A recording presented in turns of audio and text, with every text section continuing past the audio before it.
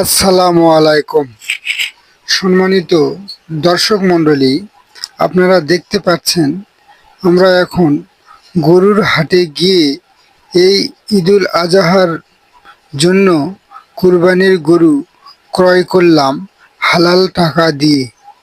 এই কুরবানিটা যেন আল্লাহ পাক কবুল করে, সবাই এই দোয়া করবেন। আসল কথা হচ্ছে, আমরা কুরবানির গরু ক্রয় করছি ঠিক আছে, কিন্তু আমরা সবাই একটা জিনিস খুব ভালোভাবে মাথায় রাখবো যে আমাদের টাকা আছে, এই টাকার অহংকারে আমরা এই হাটে গিয়ে উঁচা মোটা ও গোস্ত বেশি গরু কিনে এনে মানুষকে দেখাচ্ছি যে আমরা কুরবানির গরু কিনেছি। কিন্তু আসল কথা এটাই যে কুরবানির গরু আপনারা যতই উঁচা মোটা দেখে কিনুন না কেন, আপনাদের কুরবানি কবুল হতেও পারে, না হতেও পারে।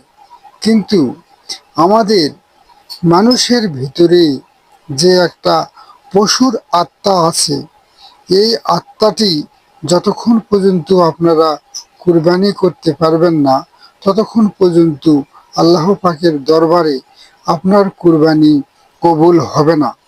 এই জন্য সবার কাছে আমার আকুল আবেদন যে আমাদের ভিতরে যেই পশুর একটা আত্মা আছে, এই আত্মাটাকে আমরা সবাই আগে কুরবানি করব, তারপরে বাজার থেকে ক্রয়কৃত পশুগুলোকে আমরা কুরবানি করব।